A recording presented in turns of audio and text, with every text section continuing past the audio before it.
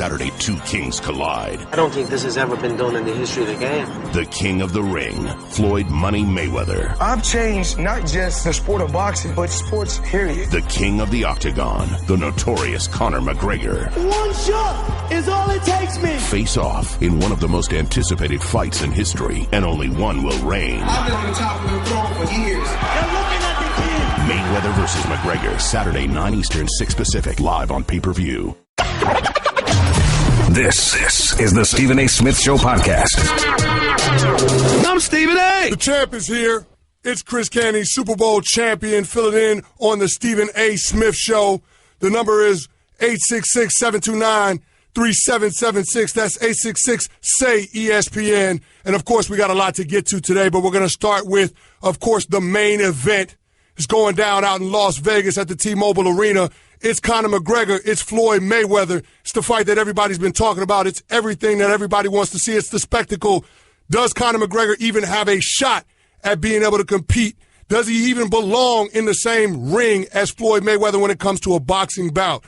Everyone wants to give Conor McGregor a puncher's chance, but I'm here to tell you, ladies and gentlemen, I don't think Conor McGregor has a shot at being able to upset Floyd Mayweather. Floyd is just too skilled, and everybody wants to point to the fact that he's just a defensive fighter. But the precision from Floyd Mayweather's punches, the fact that he's one of the best counterpunchers in the history of the sport, I think Conor McGregor is in for a world of hurt. But, of course, we're going to open up the phone lines to hear what you have to say about it. And listening this morning to ESPN MMA analyst Brett Okamoto, he talked about Conor McGregor, and he said that Conor McGregor fully intends to continue to fight after this bout in the UFC. And he said that Conor McGregor, his intention is to leverage this purse that he's going to get with the Floyd Mayweather fight into a position where potentially having an ownership stake in UFC as he moves forward with that career. But when I thought more and more about it, I said, does this mean that Conor McGregor going into Saturday night's fight knows that he's going to be able to lose this fight? Does he believe that he has an opportunity that he's going to win? I don't know, ladies and gentlemen. I honestly just don't know. When it comes down to it, I think Conor McGregor looked at this as an opportunity to get the financial security that he wanted in his career, and he wasn't going to achieve that in the UFC. He wasn't going to achieve that in one of those bouts that was organized by Dana White. This represented an opportunity for him to capitalize on a payday, of course, going up against, pound for pound, arguably the best fighter of all time in Floyd Mayweather. And Mayweather is looking at it the same way.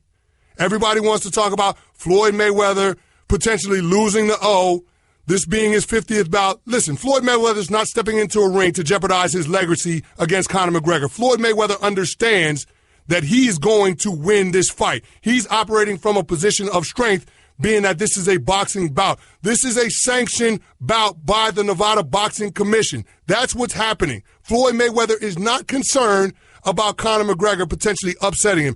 Now, that doesn't mean that Floyd Mayweather is not taking this fight seriously. And I know that Floyd Mayweather is making up all these excuses and the potential opportunity for Conor to win. Oh, Conor's the bigger fighter. Conor's got the advantage in terms of his reach. All of those things sound great. But that's Floyd Mayweather, the businessman, trying to sell the public on reasons why they should buy the fight. Trying to sell the public on the potential of him losing. Trying to sell the public on the potential for an upset. But ladies and gentlemen, I'm here to tell you that's not going to happen on Saturday night. I think you're going to be entertained if you're prepared to see a spectacle. I think Conor McGregor will be the aggressor in this fight. But I also think that Floyd Mayweather, as he always does, is going to crack the code in terms of how Conor McGregor is going to attack him.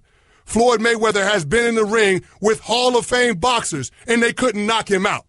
So what makes you think that Conor McGregor, somebody with a limited boxing background, is going to be able to beat Floyd Mayweather, one of the best boxers of all time? I just don't see it happening. But now we're going to go to the phone lines. I think we got Jack in New Jersey. He wants to comment on the Mayweather-McGregor fight. Jack, what you got for me? Hey, how you doing, man? Big fan. Look, I'm not going to buy the fight, but I'll watch it like a day after or whatever. But I just believe that Conor McGregor has as much chance of beating Floyd Mayweather as Tim Tebow has as much as hitting a home run off Clayton Kershaw. He has experience, but come on. That's all I got to say, man. I appreciate what you do, and I'm a big fan. No, Jack, you're absolutely right. And I appreciate the love, appreciate the phone call. You're absolutely right. When you start comparing Floyd Mayweather being in the boxing ring with Conor McGregor, it's clearly somebody that's going to outclass Conor McGregor. He has no business in terms of being able, from a skill set perspective, approach this fight with the mentality that he's going to win. Now, of course, it's a combat sport, and so you would expect that Conor McGregor coming into the ring is going to try to do everything within his power to give himself the best chance that he can to be successful. But ultimately, he's got to know in the back of his mind that he's got no shot. Raphael in Long Island City. Raphael, you're on the Stephen A. Smith Show live with Chris Canty. What's up, Chris? How are you, man? I'm all right. How you doing? I'm okay. It's just that this is so funny because these are the two of the best. I'm looking at them as two of the best promoting fighters in the nation. We're talking about MMA as well as UFC and as well as Floyd Mayweather, who's a talented, excellent boxer. Okay? But it's like it's being sold where we're going to be able to see an entertaining fight. The question is, can McGregor beat him, has come a little bit of skills of boxing, but he's a mixed martial artist, as well as Mayweather as an excellent defensive, as well as a skilled boxer as well. If you ask me, honestly, it can go both ways. I believe Floyd has the edge. He'll dodge. He'll box. I'll box him like he's done in the past. But I don't know. Honestly, Scott may have an edge as well if he click and actually make some contact. Question is, can Floyd stay there and go toe-to-toe with him and try to outbox him or maybe knock him out? Everybody's talking about not going past the fourth round. I don't know. Too many rumors. Well, Raphael, and I get your point. I think duration will play a part in this fight because let's keep in mind, the bouts that Conor McGregor has in the UFC, I don't think they go longer than 5 rounds. So, he's not accustomed to the duration of what will be this boxing match, this 12-round bout with Floyd Mayweather. So I think that can play a role in terms of being able to maintain your focus and your conditioning. And, of course, Floyd Mayweather, I don't think he's going to stand toe-to-toe with Conor McGregor. That's not his fighting style. He's going to use the entire ring. He's not going to allow Conor McGregor to box him into a corner. But, again, I think Conor will have opportunities. And so I think it'll be interesting to see how this fight plays out in terms of the style because we all have to assume that Conor McGregor is going to be a little bit unorthodox in his approach and his attack on Floyd Mayweather. But, again, I think Floyd, after a couple of rounds, is going to figure out what's going on with Conor McGregor, and he's going to be able to attack him. He's going to be effective with the precision of his punches and, of course, being one of the best counterpunchers in the business. If I can add, it's like I'm old school boxing fan. The times of Marvin Hagler, Tommy Hearns, Sugar Ray. You remember when, if you recall, when Sugar Ray had to fight all the fighters, be it Marvin Hagler, be it Duran, be it Tommy Hearns. Sugar Ray used to always study them. Everybody was like, you got one round where he would study him and look at him and see if there was any weakness, what the other opponent would actually show. And in reality, that's what Floyd has. Floyd has that talent where he'll study him a little bit, feel him out, and then he will actually take him out. No, Raphael, I get your point. I appreciate the phone call. We've got to run. I've actually got my co-host, Dave Rothenberg, coming in the studio with me, so we'll continue to get into the Conor McGregor-Floyd Mayweather fight. We'll get his thoughts on it, but we're going to get a couple of more phone calls before we go to break. We've got Kevin in New Jersey. Kevin, you're on the Stephen A. Smith Show live with Chris Canty. Hey, Chris, good to hear from you. Listen, to the last caller, obviously you know nothing about boxing. And if anybody... Tell him how you really feel, Raphael. Tell him how you really feel. Thinks that Conor has a chance of even landing a punch, you know nothing about boxing. Cut their mic off, hang up on them. It's ridiculous. Well, you know what, Kevin, I was actually talking with my co-host on the Humpty and Canty show, Rick DiPietro, and he said that a lot of people are trying to justify reasons why they should buy the fight. They're trying to give themselves that belief that Conor McGregor, there's a chance that he can catch Floyd Mayweather. There's a chance that he could potentially upset him. But ultimately, I think we all know what's going to take place on Saturday night. Will it be entertaining? I think it'll be highly entertaining. I can't wait to see it. But I think we all know what the outcome is going to be. Whether it's by decision or by knockout, Floyd Mayweather will win this fight on Saturday night. I've been watching boxing for a long time. I just think it's an embarrassment for boxing to even allow this fight to go on. You know, those guys promoted the hell out of this fight. They pimped everybody to go buy it so they can make millions of dollars, knowing that Floyd is the best who's ever done it. Oh, Kevin, I think I lost you, buddy. But listen, it's time for us to go to break. This is the Stephen A. Smith Show with Chris Canty, with Dave Rothenberg. We'll get to more of your calls next. Want to be a part of the show? Hit Stephen A. up weekdays from 1 to 3 Eastern at 866-729-3776.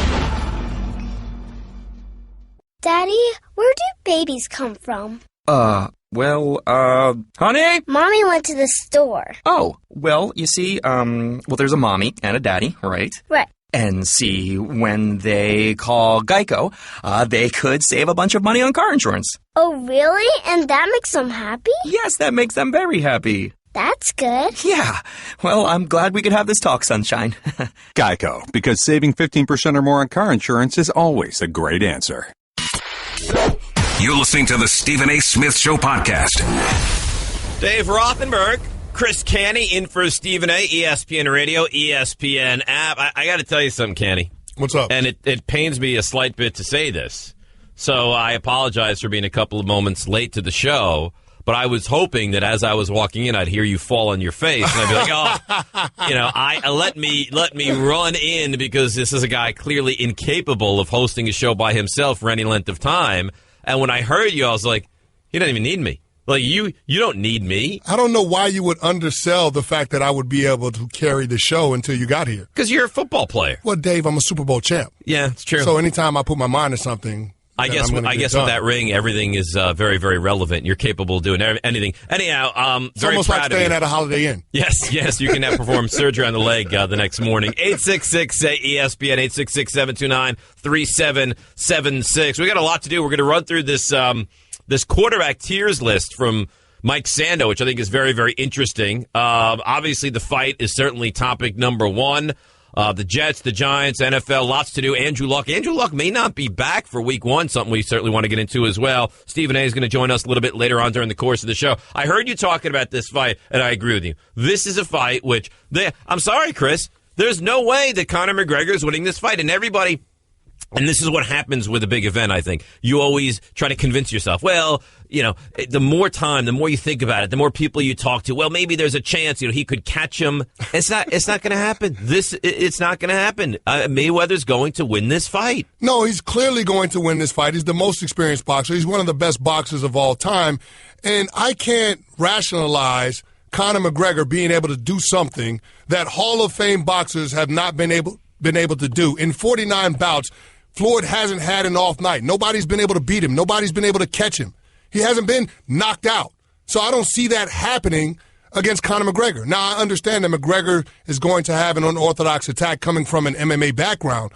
But, I mean, he's got a limited skill set when it comes to being able to be a boxer going up against one of the best boxers in the history of the sport. I just don't see Floyd getting upset on Saturday night. No, he's not going to. And if you're, there's a lot of people betting huge amounts of money to win a quarter of that money back in return. Like you bet $100,000, you get $25,000 back. That to me is the short bet. Everyone's excited. Oh, I'm going to bet $500 and try to win $2,500. But you're donating $500. That's exactly what you're doing. It's not going to happen. And I heard you discussing something earlier, which I was intrigued by, and that is there anything Mayweather has to do? Like, if Mayweather goes out and toys with him the way he did Pacquiao, and it's an easy fight, but it's bland and it's boring, even though he wins, does he lose in this fight?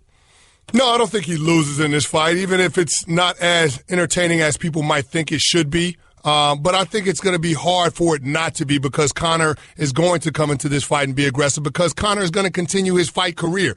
So I think in order to make sure that he has something to continue to sell his fan base, he needs to have a good showing from this fight, and that's why I believe that he needs to be the aggressor early in this fight. Now, eventually, Floyd Mayweather, like he does with every other fighter, is going to figure him out, and then you're going to see Floyd Mayweather be able to counterpunch with precision and mount his assault and ultimately be able to win against Conor McGregor. I'm not saying that Floyd is going to knock him out, although I do think there's the potential for Floyd to knock him down. But I think ultimately Floyd Mayweather is going to win this fight. I think if he wants to knock him out in the first, he can. I think if he wants, I really do. I think if so. he You think he can stop it in the first round if he wants to? This is. I mean, he's going up against a guy who has never boxed before. And I heard I had SportsCenter on earlier today. They're like, let's keep in mind that McGregor has won 5 MMA fights in stoppages in the first round.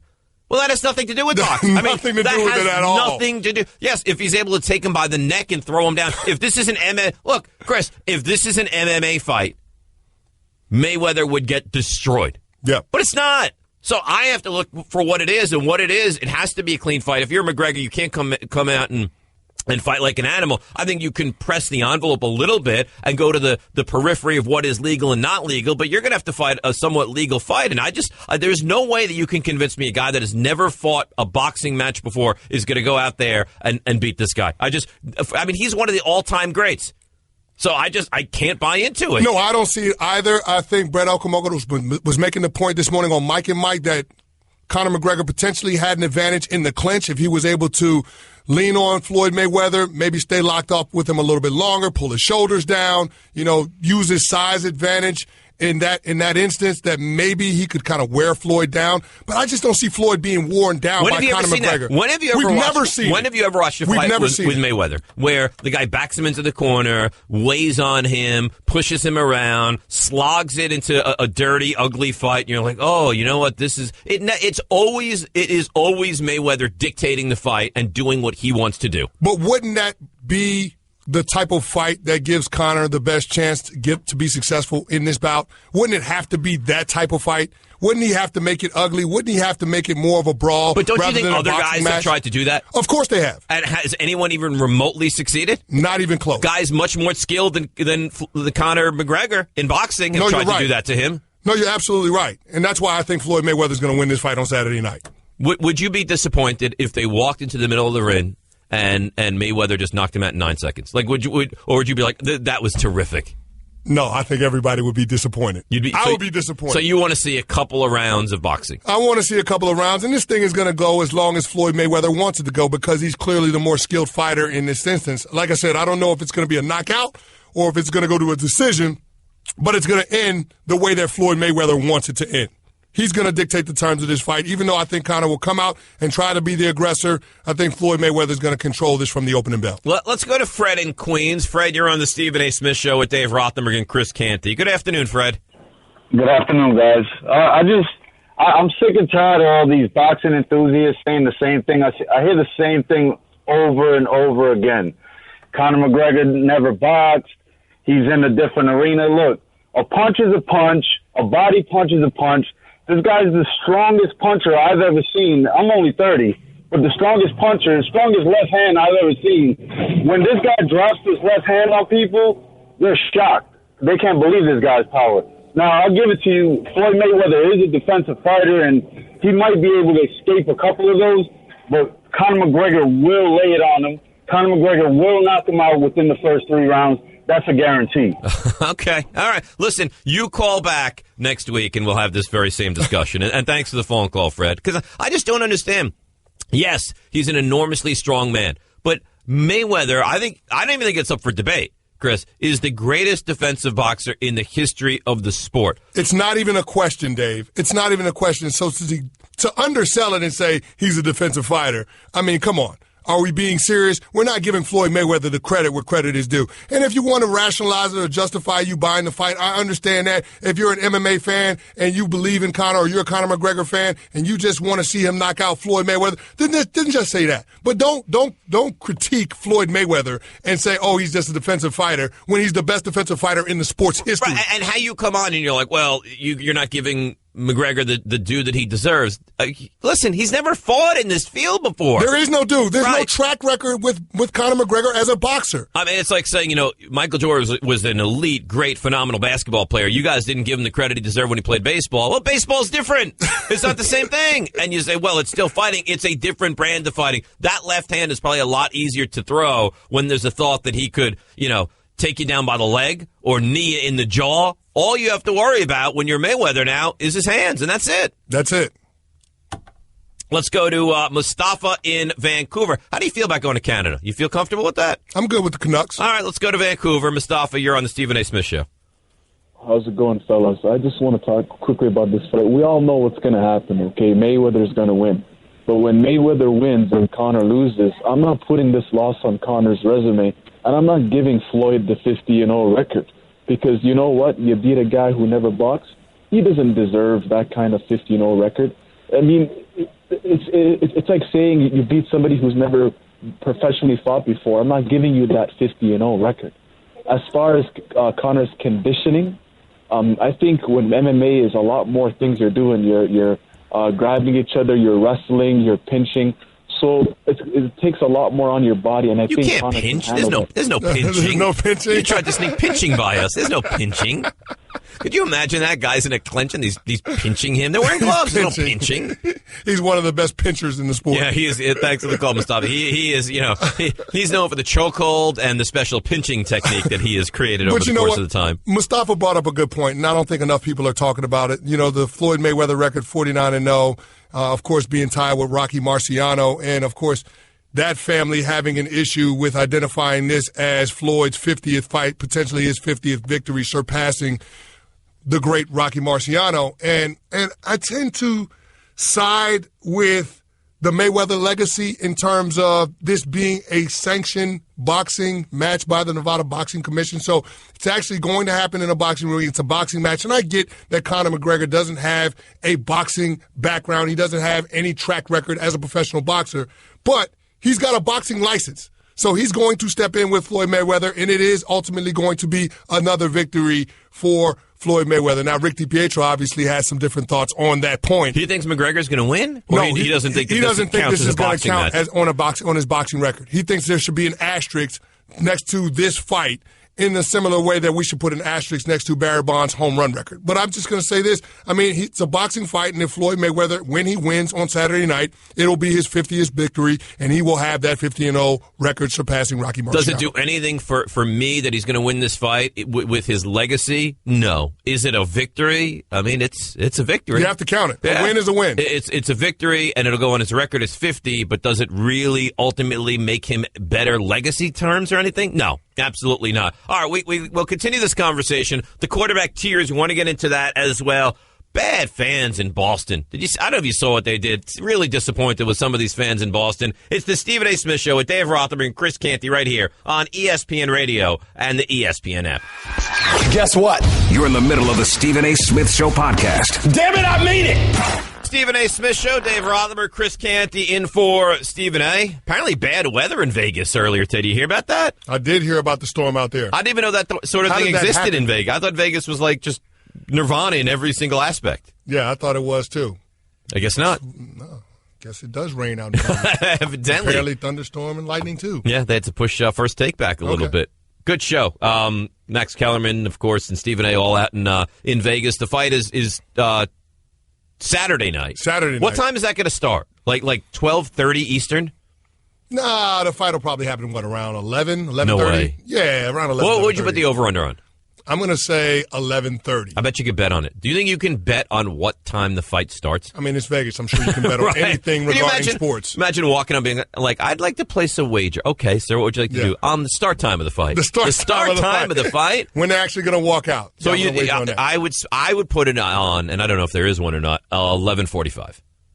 Okay, so we're off by 15 minutes. All right, 11:45. 11:45. Yeah, I think that's realistic. 866-729-3776. The quarterback list, the tier list. I want to get into that in a little bit. Rothenberg and Canty in for Stephen A. By the way, and we got to get into the Celtics story, which look. There's no more passionate, great fan than the Boston fan.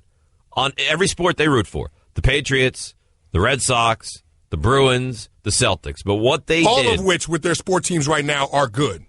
Celtics are very good. Patriots are out of this world. Bruins are good. Solid, yeah. And the Red Sox are very, very good, yeah. Exactly. And all of them are good look, right now. They've had championships. How recently? Celtics have won a championship within the last decade. Yeah. Patriots won just won. Red Sox have won, 3 in the last 15 years? Yeah. And the Bruins have won in the last decade. So they certainly are, I think it's fair to say, in some ways, a spoiled fan base. Yeah, so if you're a Boston fan, what do you have to complain about? Well, let's get into the story because we start to talk about it a little bit. So how about this, by the way? Celtics fan, and I thought this was like The Onion. I was like, well, this can't be true. We're burning Isaiah Thomas jerseys after he was dealt to the Cleveland Cavaliers. Do they understand that first of all, Kevin Durant picks up, leaves, goes from Oklahoma City to Golden State. If you have a problem with that, fine. You're burning the jersey. It's a little bit much for me, but okay. He was dealt. He was traded. He did not say, I need to leave Boston. This was a guy that when his sister died in a car crash said, I'm not missing a game. I will grieve with you people, but I'm not missing a game. And in turn, they burn his jersey when he's dealt? That's embarrassing. And it's disrespectful, too. I mean, you're talking about a guy who was the last pick of the draft that worked his way into being a top 5 MVP candidate. The focal point of your team last year, which won the Eastern Conference. And the thank you that he gets after being shipped to the Cleveland Cavaliers from the fan base is that you're going to burn his jersey. I mean, it's just disrespectful. After all that he's been through this past season, after all of the great moments that he's brought Boston Celtics basketball fans in that area, everything that he's done, you decide you're going to burn his jersey over a decision that he had absolutely no control over. That makes no sense to me. It's embarrassing. Here's the thing. This should be just like a general rule. If a guy is traded, you're not allowed to burn the jersey.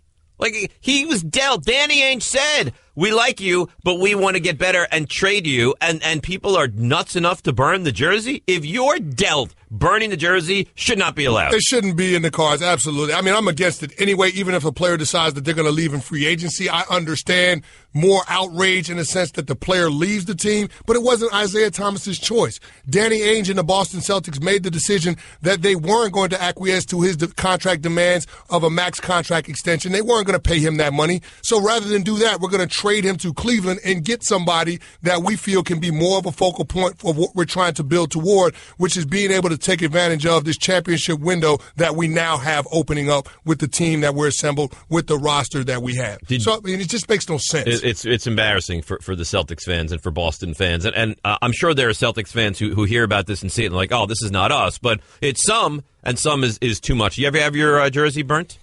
I don't think so.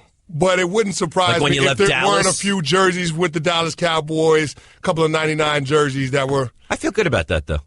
Yeah, I mean, I did come to the Giants and win a Super Bowl championship for your team. Yes, you did. So if you can't beat them, join them. There you go. Yeah. That a boy. 866-729-3776. So RJ Bell, who breaks down all odds Vegas-wise, will join us in about 6 minutes right here on the Stephen A. Smith Show. Let's quickly go to Bear in Indiana. Bear, you're on the Stephen A. Smith Show with Rothenberg and Canty. What's up, buddy? Hey, how you doing? Good. With Isaiah Thomas, I don't put it past him. Remember when Nate Robinson was with the Bulls, and they just traded him after he had a stellar playoffs picture when Derrick Rose went down.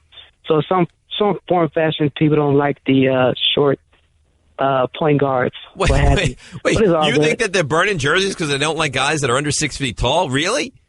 Well, no, yeah, but the organization, they really don't have a true value for a shorter point guard. They don't see the true value in them. Well, I think that's fair. I think that makes sense. Look, I've said it. Thanks for the call, Bear. Kenny, I've said I don't think you can win a championship with Isaiah Thomas as your best player. No, you're probably right because the size matters for something, especially at the position. Defensively, he's a liability, and he's knocking on 30.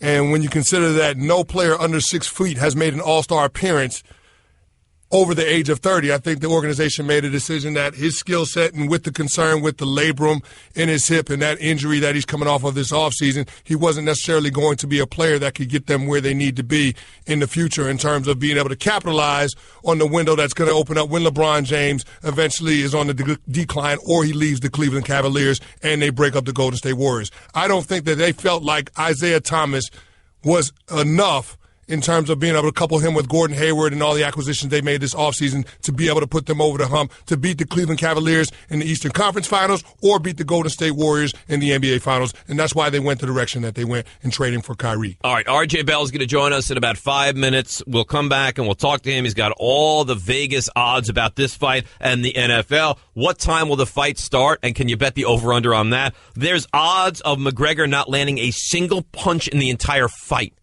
90-1. How about that? If there's a rematch, would it be by UFC rules? That'd be 100-1.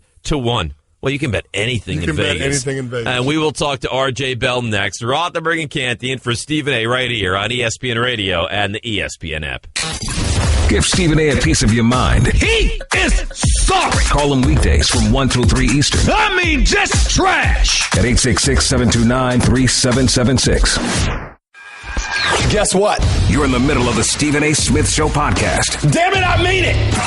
Dave Rothenberg and Chris Canty in for Stephen A. And we head out to the Sin City, Las Vegas, Nevada. Bring in one of the greats, R.J. Bell, founder of pregame.com, the exclusive odds provider to the Associated Press.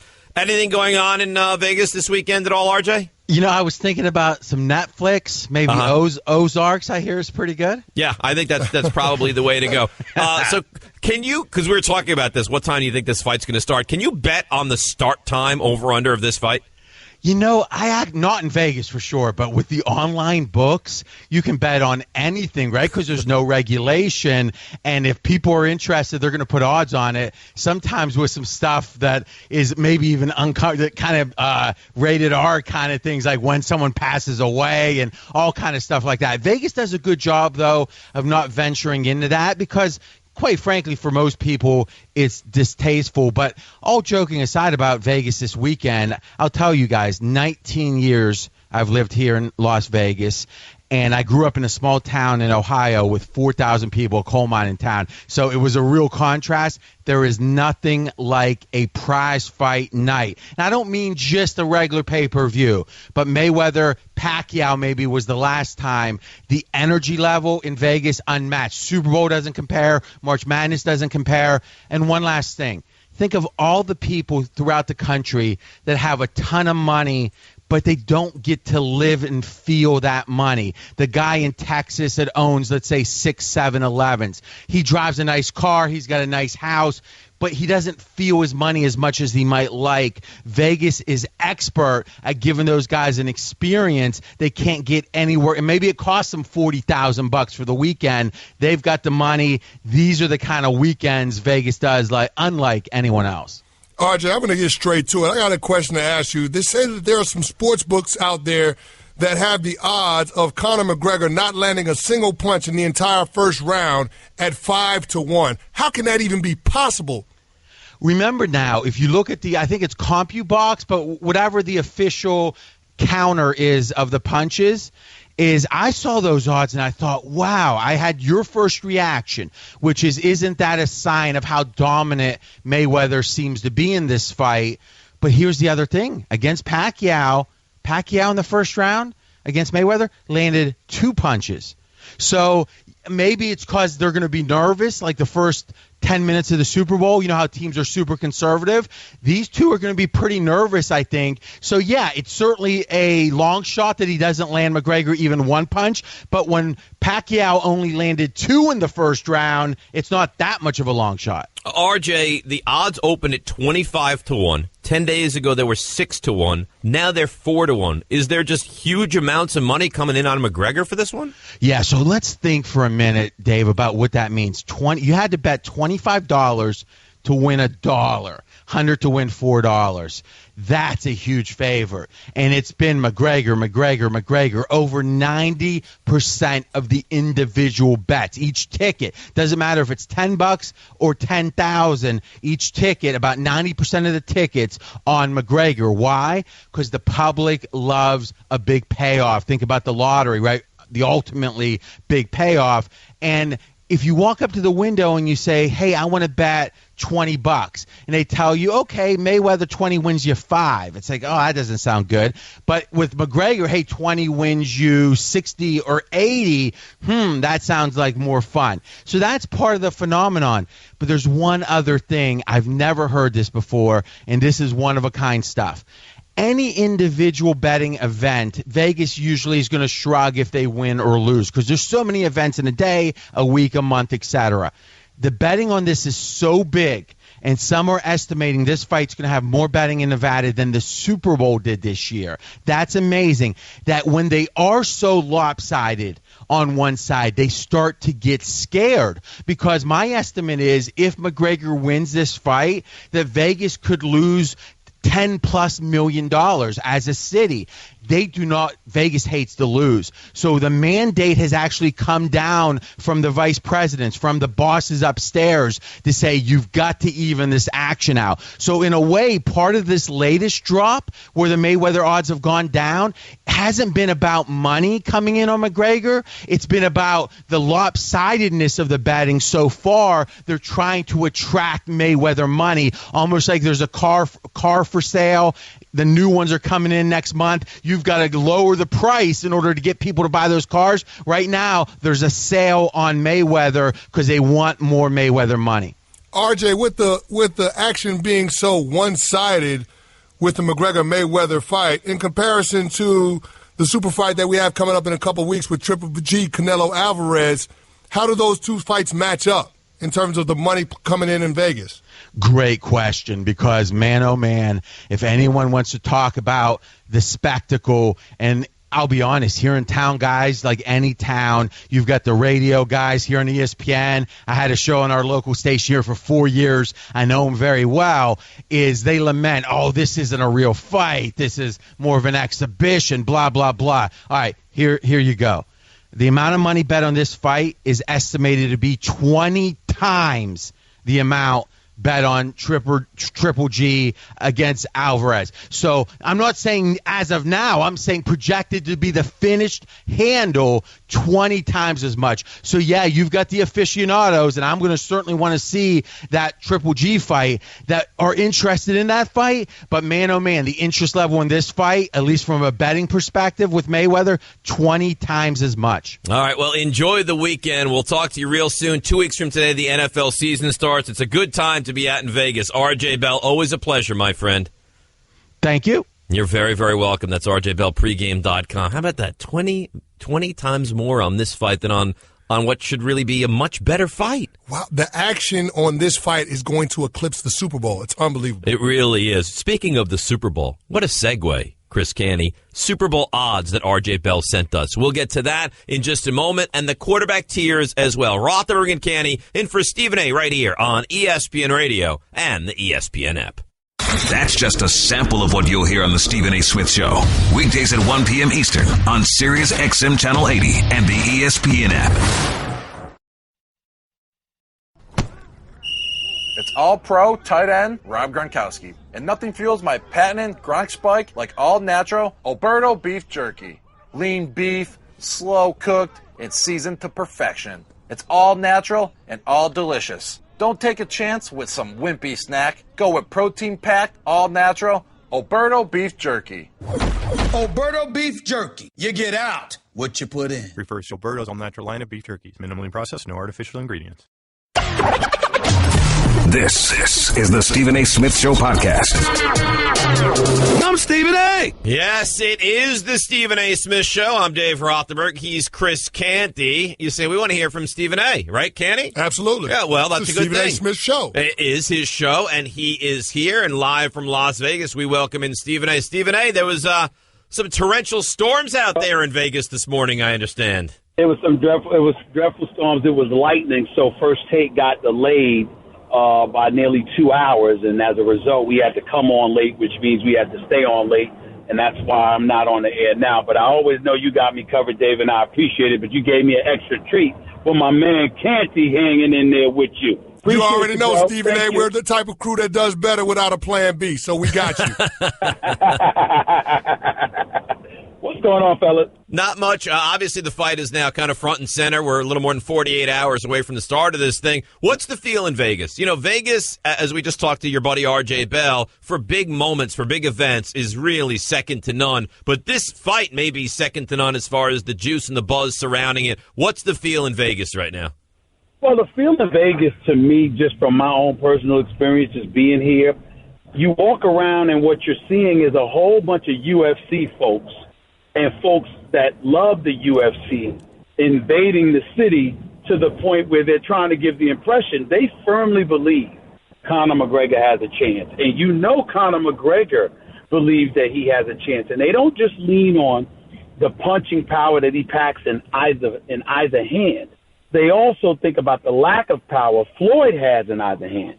So the mentality is that Conor is definitely going to be outboxed and may very well end up getting humiliated. But at some point in time, he's going to be able to walk Floyd down, to stalk him, and ultimately catch him and pull off one of the greatest upsets we've ever seen. That's the mentality by some, not by all. And Stephen A., I want to stay right there to all of those fans that believe that Conor McGregor and the power that he has in that left hand, because Conor McGregor has a reach advantage, because Conor McGregor is the bigger fighter, that he has a good chance of upsetting Floyd Mayweather. What say you to all of that? Well, I agree with them in terms of I'll give him a 1% chance, because to me that's his only chance. I expect Floyd to school him, to humiliate him, to annihilate him as a boxer. But that doesn't mean that you're going to take him out. And as long as he's standing up and he's able to withstand and take the punishment that you dole out, you also got to remember that he still has the power. I don't think that he'll knock Floyd out. I don't think that he'll win. I think that he'll get destroyed.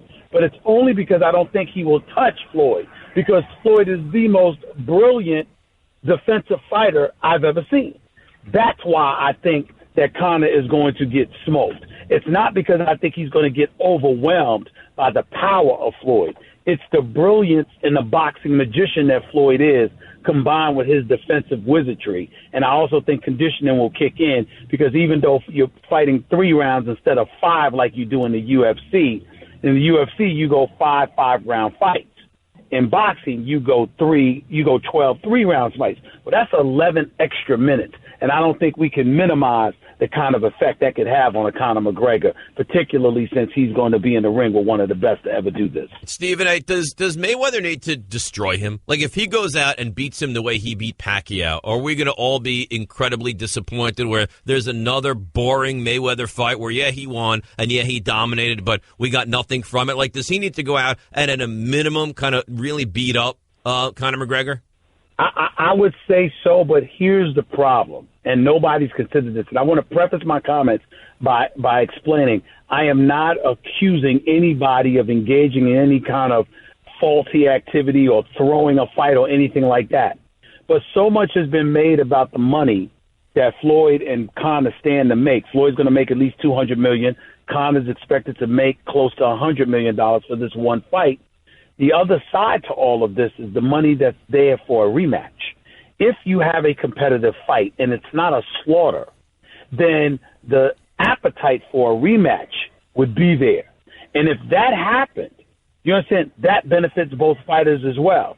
So who's to say that Floyd gets in the ring and, dare I say, isn't tempted to make it a bit more interesting than it actually should be, just because his nickname is Money Weather? He's unapologetically about the money, and there's more money to be made in a rematch than even you're making in this fight. Stephen A., there's been some grumblings about the family of Rocky Marciano not recognizing this as an actual boxing fight in terms of Floyd Mayweather surpassing Rocky Marciano's 49-0 with his potential victory on Saturday night against Conor McGregor. Conor doesn't have a boxing background. What do you say to that, and do you recognize this as Floyd's 50th fight and 50th victory if and when he defeats Conor McGregor on Saturday? I respectfully agree with Rocky Marciano Jr., and I'm in the minority because I know people like my man Max Kellerman and others are saying it's being sanctioned by the Nevada State Athletic Commission. This is a fight. There are previous champions in boxing history that have fought individuals that had minimal to no experience, and those fights counted. My issue is never, ever, ever has fought. Conor McGregor has never fought professionally as a boxer, and therefore should never have been given the right to bypass contenders and go straight to fighting the champion that is Floyd Money Mayweather. I think that you have to pay your dues to some degree in any respective sport, and the fact that that did not take place here, I have no problem with it being an exhibition, but I will have a serious problem if this is counted towards Floyd's 50-0 record, because I certainly never will count it as that. Stephen A. on his own show here on ESPN Radio, ESPN app. Rothenberg and Canty in for Stephen A. He's out in Las Vegas, where a little something is going on this weekend. Stephen A., does McGregor have to be really physical, like get in there and bang and try to shorten the ring and throw an elbow, like make this as dirty as he can with still making it on the clean side of things? I believe he does. I believe that's his only shot. If you don't do that, you'll get destroyed if you're Conor McGregor. You can't sit out on the outside and just think that you get to box Floyd Mayweather. I don't believe that. Not for 1 second. You have to go in. You have to be in constant attack mode. You have to suffocate him. You have to cut off the ring, and you have to do everything that you can to turn it into a flat-out brawl. I think if you don't do that, I find it very, very difficult to believe that you're going to have any kind of chance if you're Conor McGregor. But you also have to remember it's also advantageous for him in this regard. He's got a huge head. You know, he's fought in the UFC, headbutts and things of that nature that have stymied Floyd Money Mayweather in the past is something that works to the advantage of a Conor McGregor, who's accustomed to getting elbows and kicks and wrestling and having his face, raked against the cage and all of this other stuff. Floyd and boxers don't have to worry about that kind of stuff. Conor McGregor lives that life, so that kind of tussle works to his advantage. And that's why you got to do everything you can to avoid that kind of a matchup. Stephen A., we know there's mutual admiration between Conor McGregor and Floyd Mayweather. Conor wants to model his career path after Floyd Mayweather in terms of being able to transition from just being a fighter to being involved with the promotions of events. Is there any potential for Conor McGregor to leverage the payday that he's getting now with this fight into future ownership stake with the UFC and Dana White? I don't know about that.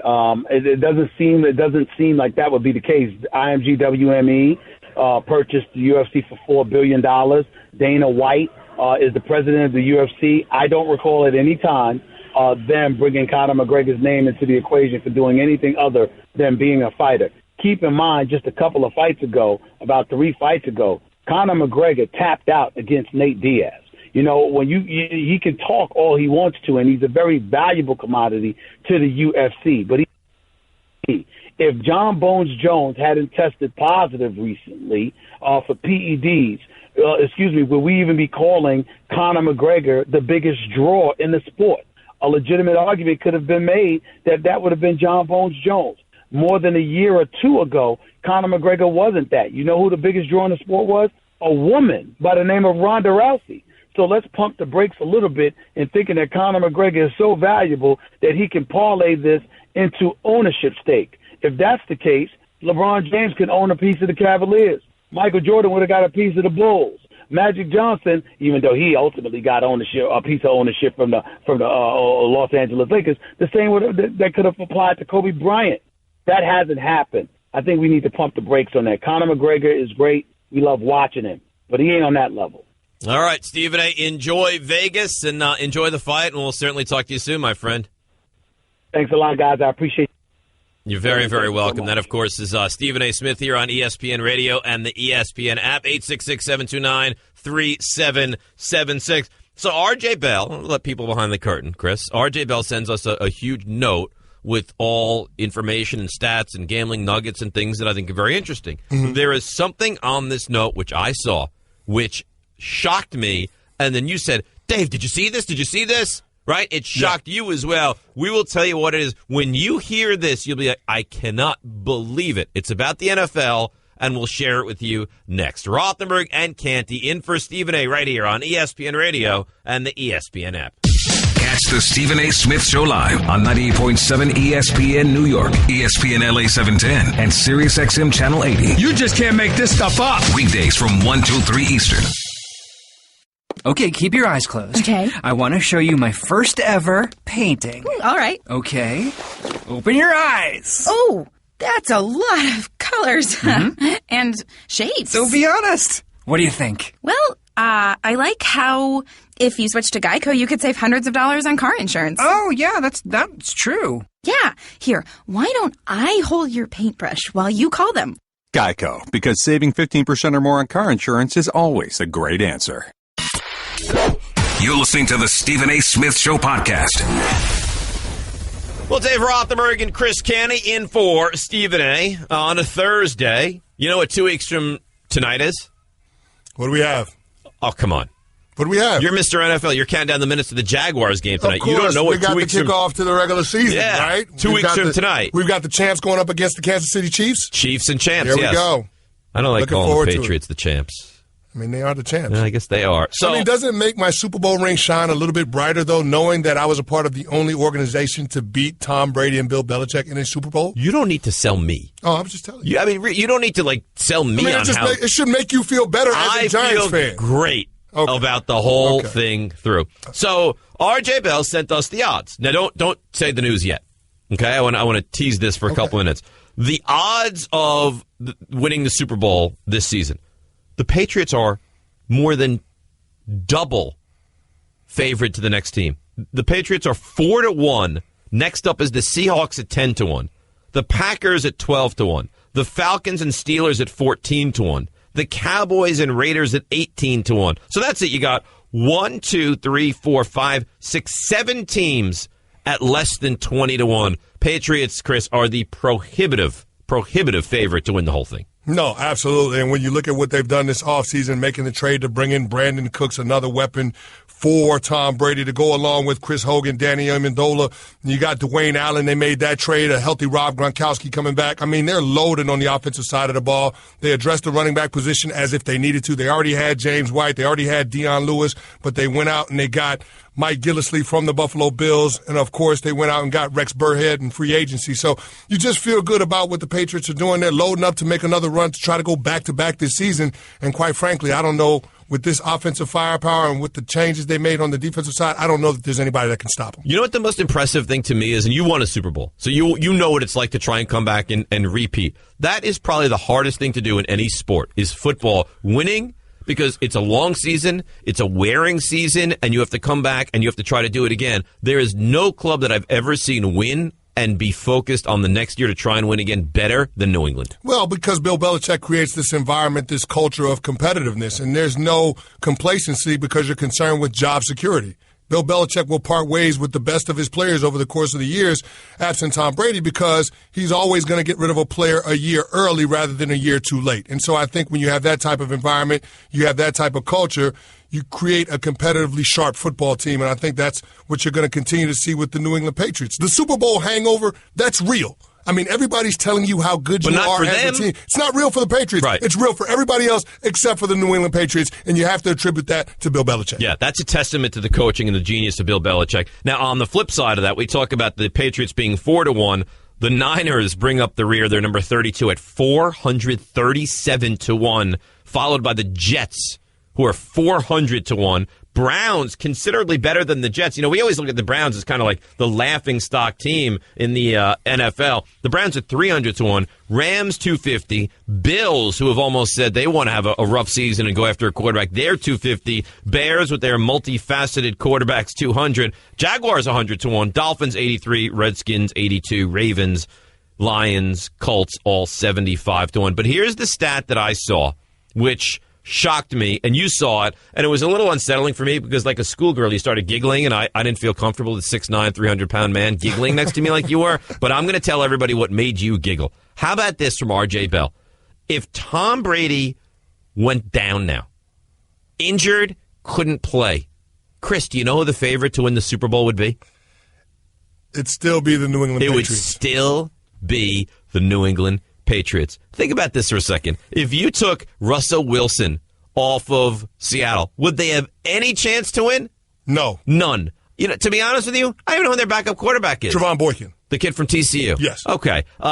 Packers, 12-1. If you took Aaron Rodgers off of that team and Brett Hundley can they win? No. Matt Ryan, they're 14-1. Could they, these teams have no chance to do anything if their quarterback were to leave.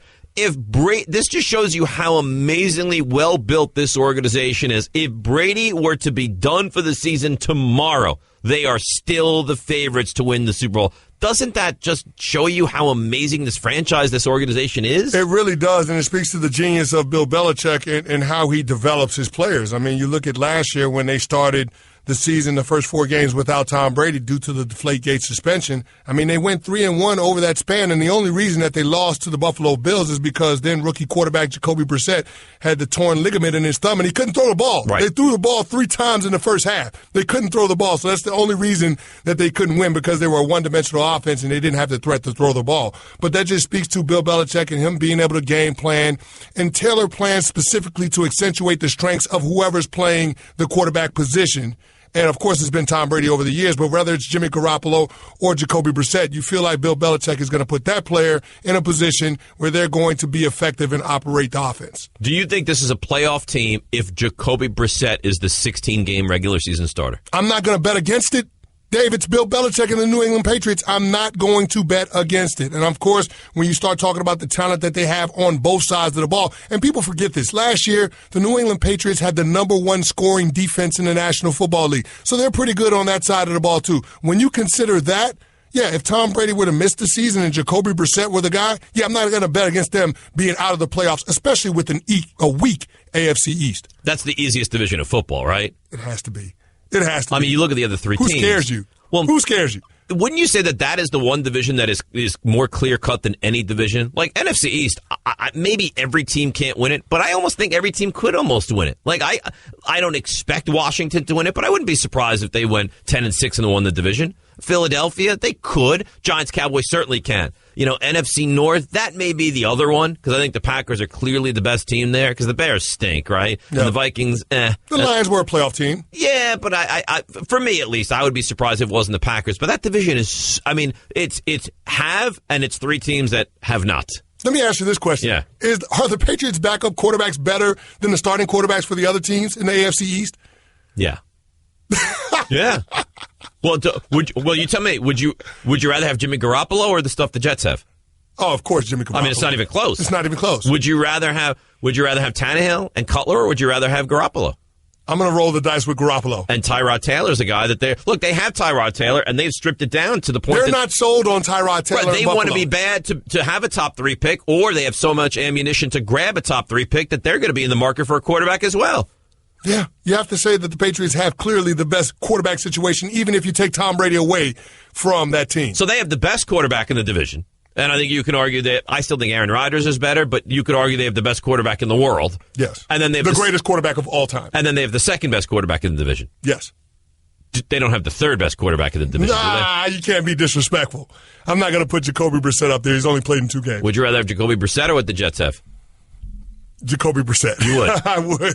I would. You don't buy into this Jets trio at all. I know what Josh McCown is, 15-year journeyman. I understand what he is. He's limited in some aspects. Christian Hackenberg, I'm scared. He looked like a deer in the headlights against the Detroit Lions last Saturday. And, of course, Bryce Petty, I'm just impressed that he's still alive after the beating that he took at the end of last season. But I don't have as much confidence in any of those guys as I would in Jacoby Brissett, because I've actually seen him go out there and win a game in a competitive situation. Yeah, this could be a 3.5 over under the Jets' win total this year. It's the 8th toughest schedule in the National Football League. Mm-hmm. I just don't know about the institutional control of Todd Bowles, so I'm going to go, and as much as it hurts me to say this, under. I don't want to be disrespectful to Todd Bowles because I really like him. I don't put this year on Todd Bowles. I mean, this team is not necessarily set up for success. They don't have a great deal of experience, but I'm going to go with under. And I think that a lot of Jets fans out there will be glad to see their team win less than 3.5 I'll tell you what, not as a player, not as Sheldon Richardson or Muhammad Wilkerson, but I think as a fan of a team, you'd rather go 2-14 than 5-11, no? Yeah. As a fan of a team? I mean, 2-14 pretty much guarantees you an opportunity to grab one of those franchise quarterbacks at the top of next year's quarterback draft class. The 2018 class, I mean, Sam Darnold, Josh Rosen, I mean, those guys, the kid from Wyoming, Josh Allen. Do you like one better than the other? I like the Allen kid from Wyoming. He's got a big arm. He's got a big arm. He looks the part. He's 6'5", 235 pounds. He kind of reminds me of Roethlisberger. If you're casting a role for a franchise quarterback in a movie, that's what it looks like. So I trust my eyes in that concern. He can make some throws, gets in a little bit of trouble, but I like him. I like the upside. Speaking of, one more question for you. Does it worry you at all that he didn't go to a big school, that he's going to come out of Wyoming? Look, Carson Wentz didn't go to a big school. Sure. And I think that people would point to the potential and feel pretty good about the quarterback situation in Philadelphia Dante right now. Culpepper didn't go to a big school. No. I mean, a lot of guys didn't go to big schools that are successful NFL quarterbacks. Derek Carr didn't go to a big school. No. A lot of guys. Guess what? You're in the middle of the Stephen A. Smith Show podcast. Damn it, I mean it! It is the Stephen A. Smith Show. Stephen A. will be back tomorrow. Dave Rothenberg, Chris Canny in his stead. Now, Chris, we spent a lot of time on the fight. Talked to Stephen A., talked to R.J. Bell. Fight is, of course, Saturday night. We're figuring it'll start about 11:45. Are you buying the fight? I'm undetermined right now. You have to watch the fight. I made myself a promise after the Pacquiao-Mayweather fight that I would never pay a penny to watch Mayweather again. So, of course, it would only be right that you break that promise for another Floyd Mayweather fight against Conor McGregor. I'm not diametrically opposed to spending some money on a fight, but $100 on this guy that I made myself promise I'll never spend money on again?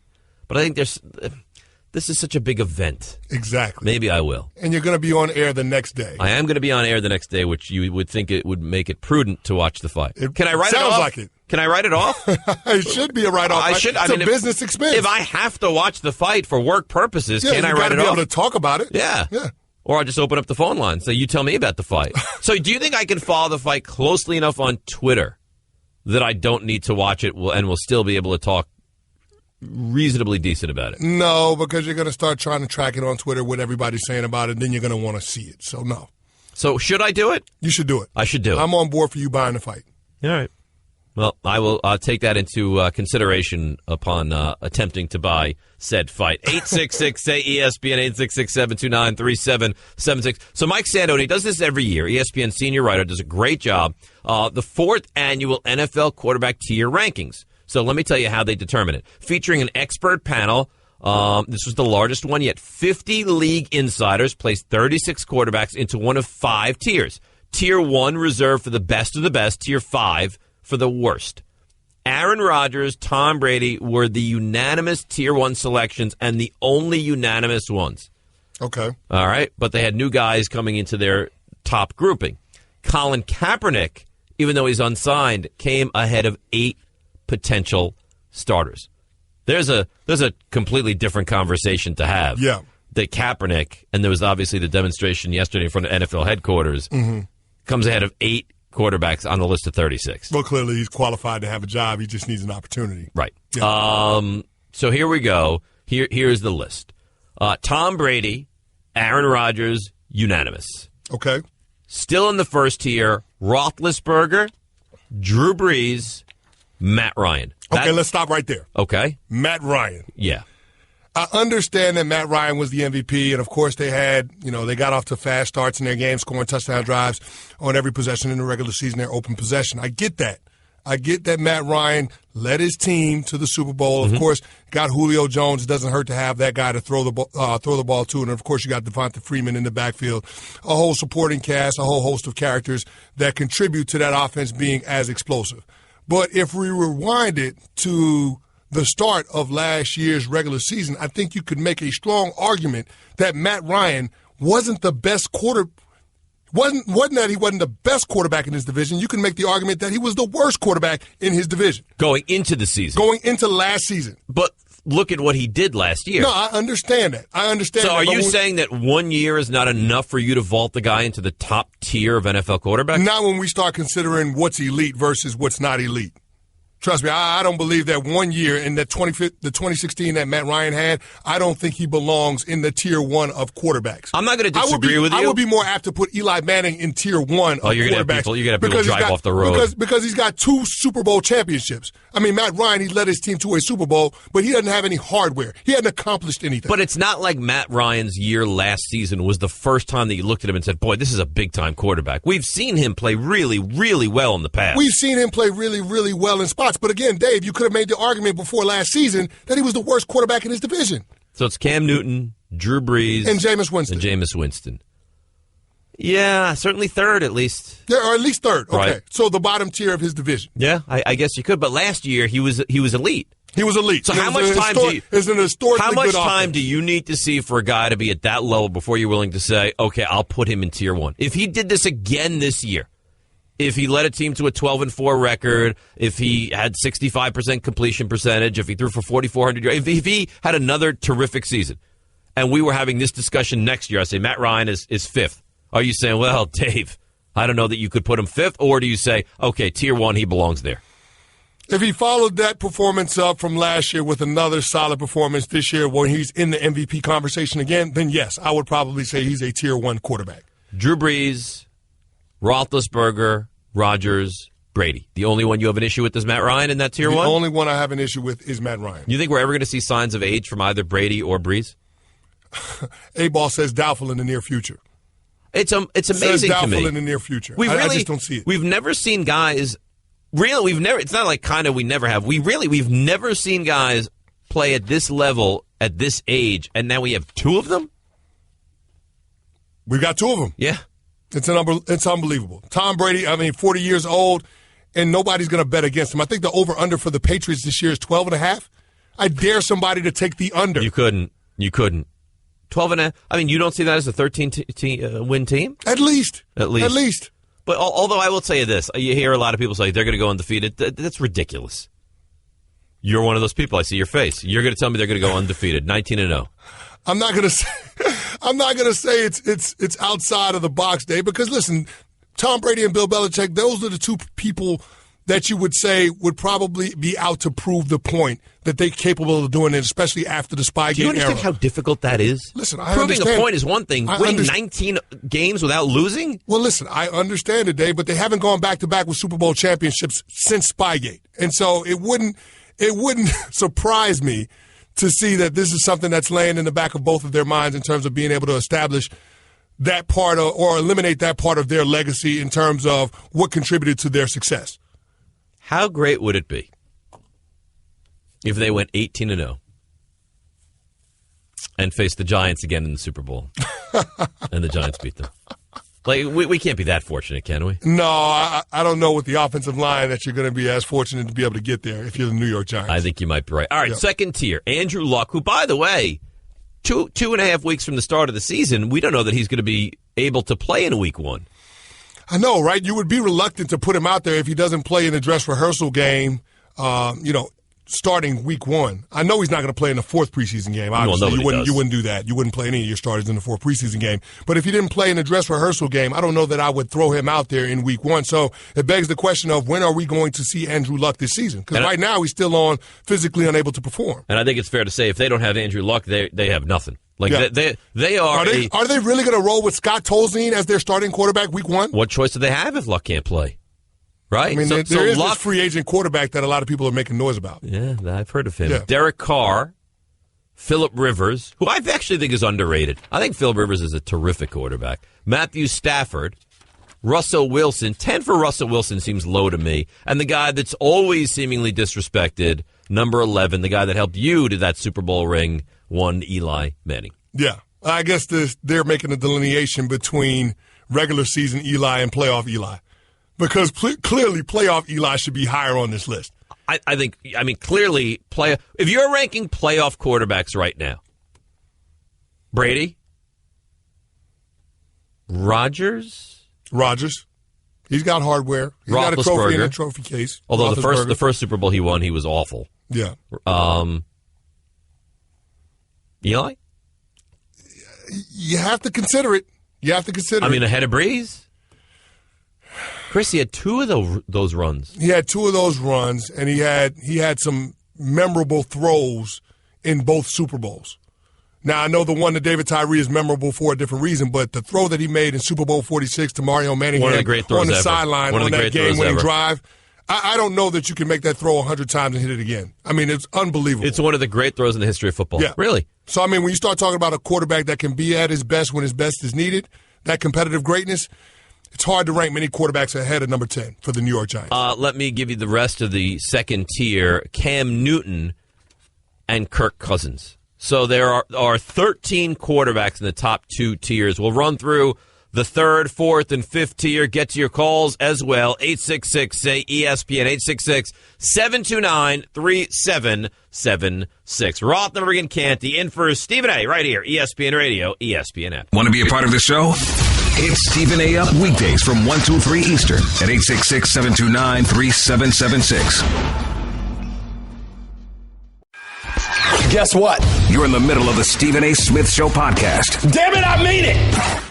Rothenberg, Chris Canty in for Stephen A. ESPN Radio, ESPN app. Running through the quarterback tier from Mike Sando. You found an interesting stat, Chris Canty. Yeah, so there have been 9 5,000-yard passing seasons. 9. Of the 9, Drew Brees has 5 of them. So he has more than half of the 5,000-yard seasons in the history of the NFL. It's unbelievable. The one I will always remember, because it was so unusual, I guess was 84 when Marino had 5,048, was it? Yeah, it's 5,084 yards. 5,084, right. 5,084. And they just weren't throwing the ball back then. Right. So to have a guy have that kind of a season when everyone else is throwing for like 3,000 yards is just unbelievable. So you got 5 from Brees. 5 from Brees. 1 from Marino. You got 1 from Marino. You've got 1 from Peyton Manning. And the other one that's surprising a little bit, Matt Stafford back in 2011. 1 from Peyton Manning. Yeah, Matt Stafford. Yeah, that would be the one that I would never remember. Yeah. Because it doesn't feel like Matt Stafford is at that level, does it? Belongs in that company, right? No, doesn't to me at least. All right, so we went through the first 2 tiers of this quarterback tiered system. Tier 3, this is interesting, and I don't know how you rank this guy. And Dak Prescott leads off Tier 3. Do you look at Dak Prescott as a guy that should be higher? Is this appropriate for where he should be? How much of it is the offensive line? I mean, they didn't make it very difficult on him last year. He was only picked 4 times, but Scott Linehan and that offense made it as easy as possible for him to succeed. Where do you fall in line with Prescott? I feel like they should have expanded Tier 2 and included Dak Prescott at the back of Tier 2. And I say that they probably got him in Tier 3 just because he don't have a huge body of work right there. He's only got 1 season. But in that 1 season, you know, he's got 13 wins. And winning has to count for something when you start talking about this game. You look at his performance. He only threw 4 interceptions last year, and you're talking about 23 touchdowns and, of course, 3,667 yards for a team that was a run-first offense. So, I mean, when you talk about the totality of his body of work, as it pertains to impact on winning, I think he did exactly what they needed him to do in order to put themselves in a position where this could be a playoff team. So when people say, yeah, Prescott, he's really good, but he's a product of that system, does that annoy you, or do you think that's a fair statement? Well, I mean, they've got a very good offensive line. Right. And their offensive line not only benefits Dak Prescott, but it benefits the defense because their defense is not very good. But you don't have to be a very good defense when you're not on the field. And that's what that offensive line does. Because they're able to run the ball, they can play a ball control offense. And I think Dak Prescott is the beneficiary of having a really good offensive line. Because what do they always talk about with young quarterbacks? They wait for the game to slow down. But when you have an offensive line that can block and provide more time, you have more time. Yeah. So, I mean, the game, in effect, does slow down for Dak Prescott, and he took advantage of those opportunities. All right, Tier 2, more from this tier. Joe Flacco ranks 15th, second in Tier 2. He's a guy that's also hurt. They might have to start Ryan Mallett this season in Baltimore. They don't want to start Ryan Mallett at quarterback. They might not have a choice. I mean, well, you know, here's the thing. And I know Joe Flacco has had some injury concerns over the last couple of seasons. He had the back injury, of course, that's keeping him out of training camp now. He had the ACL a couple of seasons ago, and so they're a little bit concerned about his health, and they're being wise in terms of holding him out. But Baltimore's got to figure out something because they've had a couple of back-to-back lackluster years, and that's just not acceptable down in Baltimore. I know the ownership down there, Steve Bisciotti, expects more from their team. Ozzie Newsome, he expects more from that ball club. And so they've got to figure something out in Baltimore. And, of course, the most important position, the quarterback position, is a big question mark for them right now. You know what's interesting in looking through this list? We talk about guys that play until they're older. Brady is number 1, certainly an older quarterback. What's Rodgers, 33? So he's not old. Roethlisberger, I think it's fair to say, is an older quarterback. Drew Brees, older quarterback. Rivers, older quarterback. Eli, older quarterback. Prescott's young. Flacco's fairly young. Carson Palmer is 16th, older quarterback. So really, kind of what jumps off the page to me is it's possible to be a very successful quarterback well into your mid, even late 30s now at this stage. Yeah, I know. And with most positions in the National Football League, you talk about players being on the wrong side of 30. But I guess when you're considering the quarterback position, I mean, if they have to get to 40 before you really see teams start to question about how long the guy can continue to play at that level. I mean, even with Tom Brady, he just turned 40. Are you going to bet against Tom Brady having a good season? No. I don't think most people will. No. I mean, even with Drew Brees knocking on 40, are you going to bet against him not having a prolific season as a passer? No. I will be late to the party on Brady. Like Tom, we'll come at 42, 43, 44. Dave, what do you think about him? I think he'll be great. Until I see him not be sensational, I'm on the side that Tom Brady's he's amazing. Same thing with the Patriots, same thing with the Warriors, same thing with LeBron James. Like, there are just certain things in sports right now that I believe so much in that I won't go the other way until I see it. No, you're absolutely right. And with the way the rules are in terms of being able to protect the quarterback within the pocket, I think that you're starting to see these guys play longer and longer because the league wants to protect these franchise guys, recognizing that you have to have stars to be able to market your game, and it's going to be more entertaining when you have more passing and more scoring. Let's look at the flip side of this. Last of the 36 quarterbacks, Cody Kessler.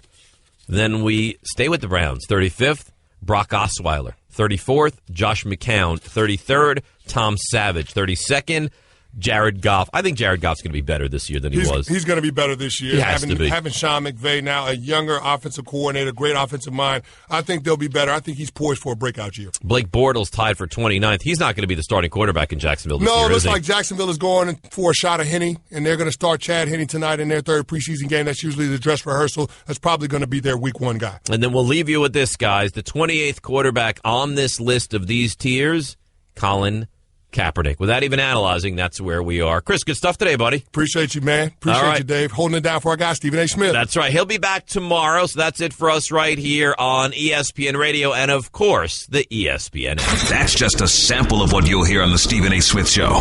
Weekdays at 1 p.m. Eastern on Sirius XM Channel 80 and the ESPN app.